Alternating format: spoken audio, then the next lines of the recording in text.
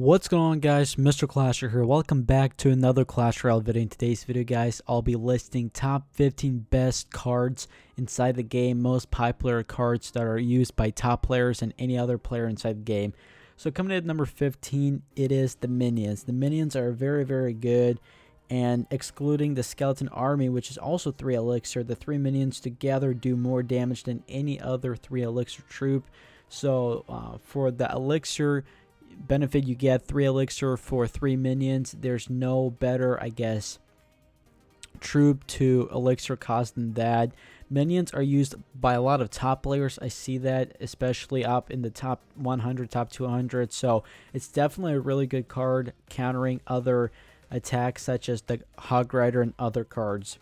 Coming at number 14, it is the Hog Rider, and personally I think the Hog Rider is my favorite Clash Royale card. I just love this card. There's so many Hog Cycle decks that you can just go through very, very fast, and I'm just in love with the Hog Rider. There's just so many decks you can create and be very, very strong with, and the Hog Rider is a very, very balanced card inside the game. It's easy to counter, but if you don't stop it, it definitely does a massive amount of damage. So it's kind of like a little bit of a risk reward sort of type of card. So Hog Rider is really, really good. Number 13 is the Musketeer. Now, a lot of players use the Musketeer, and it's a really good card because it can withstand Fireball, similar levels, and if you drop it in the back, it can easily shut down Giants. It can definitely shut down Hog Riders very, very easily, and pretty much any high tank CP, like the mini P.E.K.K.A. or the regular P.E.K.K.A. with assistance of like skeletons or something. So the Musketeer is very, very powerful, and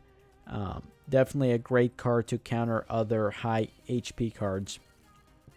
Pretty much high health cards. Number 12 is the Graveyard, guys, and interesting choice at number 12 because personally the Giant / Graveyard combination is super deadly, and sometimes it's pretty much ridiculous because once your tower locks onto the Giant and the player drops the Graveyard, it's pretty much game over because I've faced that card many times, and you shouldn't really let that happen. You should maybe get Inferno or a Cannon for the Giant, and then Archers or maybe the Goblin Gang for the Graveyard, because the Graveyard is a very, very good card on offense. Number 11 is the Electro Wizard. You guys know the Electro Wizard pretty much stuns enemies, and it is a pretty good defensive card and offensive card as well.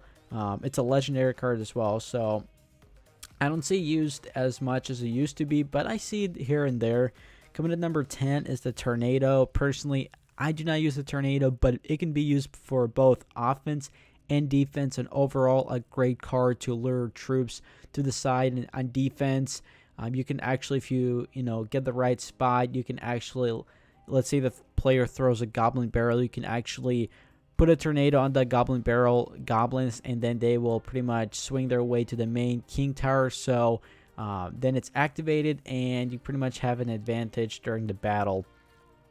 Number 9 is the Giant. As I talked about the Giant and the Graveyard, the Giant is a very excellent high health and high damage, especially troop. Now it costs 5 elixir, so it's a little bit risky to use, and there are some counters such as the Cannon Archers or the Inferno. So it's another kind of one of those Hog Rider cards, kind of high risk, high reward sort of type of card, in my opinion. It is. So number 9, and also the Giant is also good in defense. If you drop it, it takes a while to get barbarians or any other troops to take it down. So it's definitely a good tanky troop on defense, and definitely good on offense. So you can use it both ways. Number 8 is the Lightning. You guys know the Lightning does more damage than the Fireball, but the thing is, it's more elixir. It's 6 elixir compared to 4, so the Lightning is a pretty interesting choice, but I prefer the Fireball. And number 7 is the Fireball. It's a little bit cheaper than the Lightning, actually, in matter of fact, 2 elixir or less, which is actually, it pretty much could come down to that inside a match, and it does a pretty good amount of damage overall. Number 6 is the Furnace. Pretty much this card, drop it on defense and offense or in the middle of your side, and whatever lane you want to attack, go ahead. The Fire Furnace is really, really good. The Mega Minion coming at number 5 does a massive amount of damage per hit. It is a little bit slow and can be easily taken down, but both on offense and defense, it does a massive amount of damage. So if you're defending with it, that's awesome. If you're actually attacking with it, just be careful and try to keep it alive. Number 4 is the Zap. Recently, the Zap got nerfed, but still, it's a pretty decent card to use. It zaps a lot of troops, skeleton army. The Graveyard is also good against, so the Zap is really good and versatile card. Number 3 is the Ice Golem. I love this card because you just drop the Ice Golem. It's super tanky and has maybe some archers or a princess supporting, from behind, and then you pretty much get an elixir trade most times you use both the Ice Golem and something small like the archers.